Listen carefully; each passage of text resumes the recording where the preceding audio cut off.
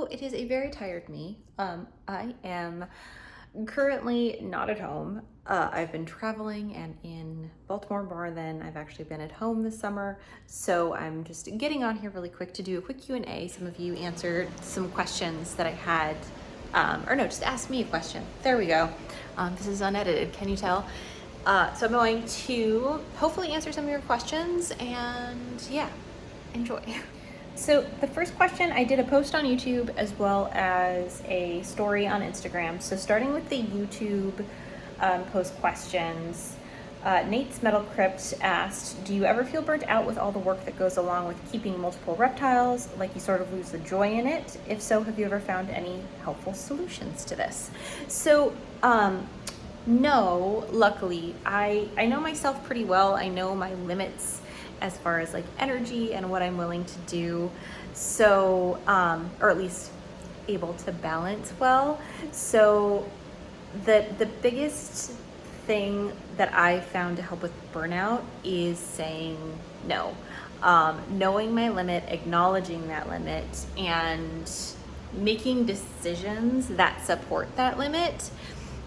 It's hard. There are many more species and animals that I would absolutely love to have in my care, but there is a limit and I don't want to go past that limit. I know where it is. So yeah, no is a very powerful word.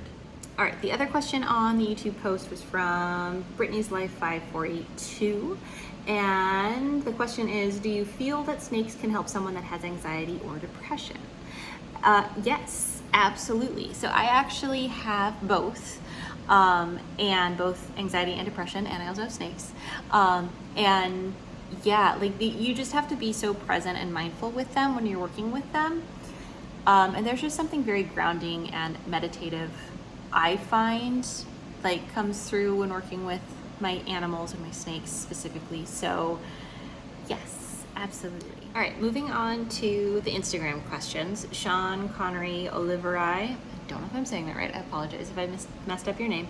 But he's asking, how is sweet Stella? And Stella is doing awesome. She's continuing to gain size since coming off of her nest. And yeah, she's as sweet and wonderful as ever. We had Pre-Tick Fest last weekend. She was handled by lots of people, lots of kids, and she was just sweet as pie. So yeah, she's doing lovely. All right, Liz Bailey 08 is asking, how many babies have gone to their new homes already? So far, just 2. We had one go home to someone who's local to our area at Pre-Tick Fest, and then we had another. We did our first shipped baby last night, actually. So yeah, they're both safe in their new homes, getting all settled in, and more will be going out within the next couple weeks, actually, which is really sad for me because I've been gone so much for work the past couple weeks. I haven't really gotten to spend a lot of time with them, but I know that they're going to be very happy in their new homes. So excited. All right. Cody Bud 747 is asking about a spider video, and also asking how I'm doing. I am doing lovely, thank you. I am tired from work, but that's just life. I don't know how interesting a spider video would be. We have one tarantula, so we have an arachnid at home, but that's about it. We don't really have any other spiders, so it would be kind of a very short video, but I should share Pip, who's our tarantula, it's her name. I should share her more on here, shouldn't I? So let's see, Jams 3840 is asking how our adoption process works. So if you're interested in a baby from one of the clutches that we have, right now we just have the one from Stella and Aries. So the best way to go about if you're interested in a baby is to go to our website, thecurlyhairedkeeper.com, and there is a hatchling inquiry button, so a hatchling application button, and you click on that. It takes you to a form, you fill it out, and then you get a call from the sales division of Curly. It's just my husband. You get a call from my husband to chit chat a little bit and get a little bit more information about what you specifically are looking for and all of that fun stuff, and we go from there. So yeah, I'll link our website below, so it's accessible for anyone who's interested. All right. Where the Wild Things Are asked a really good question. Anything you wish you knew or did more research on before getting into snakes? I am a research nut. I did a lot of time researching and gaining as much information as I could prior to bringing home my first snake, who is Ivy, our Colombian rainbow boa. We get asked that a lot. Yeah, I did more research on kind of I know I wanted a tropical species. I know I wanted probably a rainbow boa. So I did a lot of homework as far as the parameters and the care and the best kind of setup. So I actually had her enclosure all set up before I picked her up. But yeah, I researched for a good year before I took the dive and got our first snake. So yeah, I don't think I'm very kinesthetic, so hands-on experience has helped a lot. And there's like little nuanced things that I have learned along the way, and I do try and share on like YouTube and on Instagram as they come up, like the noises that the retic makes and little tips to keeping humidity up, or like if you find mushrooms in your bio, things like that. So, but yeah, research, just do lots of research and give yourself a lot of time. Don't be in a rush. All right, Kim's Creations is asking, how many of your reptiles love phones/screens? My snake adores phones and will mess with it. So yes, most of my snakes are very curious about the phone, especially if I'm filming. If I'm filming, some of them, like Cogs, our scrub python, will literally stick his face into the camera because he sees the lights that I can't see. They see in a different color spectrum than humans do. If I don't have the camera running, then oftentimes I just use my phone to like climb on. It's like just a fun surface for them to climb on. But yes, all of them really love my phone. Not as much as they love glasses though. The Reptile Studio is asking, why do retics have the personality of a golden retriever, and why do I live in Connecticut? For those who don't know, Connecticut does have restrictions on reticulated pythons.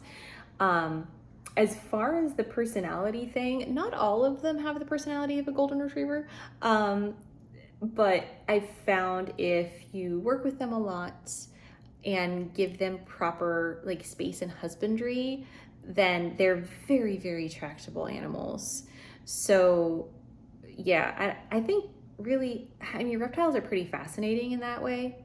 Like they're incredibly tractable. They don't want to bite. They want different options, and their behaviors are really fascinating when they're given like the time and space to process through stuff.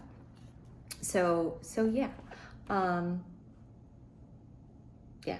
And states with retic restrictions are, especially the snakes in the states in the northern part of the US, it's ridiculous. So yeah, but you can talk to legislatures and like work to try and like revoke those restrictions. So yeah, USARK, be a member of USARK, because they help in preventing those restrictions in the states that don't currently have them. So, all right, and the last question, this will probably be a short video.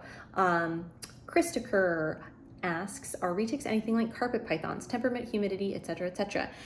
I honestly don't have any experience with carpet pythons. I have a scrub, that's the closest that I have to a carpet. His temps and humidity are very similar to the retics. I know that carpets can get, like if you're breeding them, their temps need to drop, I think. Do not take this as fact. I do not keep carpet pythons. I've never cared for one. So there's other caretakers and breeders who are a much better source of information than I am. Personality-wise, temperament-wise, I've heard carpets are wonderful to work with. They're very tractable as well. My scrub python is definitely our most defensive animal in the house, but he's still very tractable. I have to approach and work with him in a different way than the retics.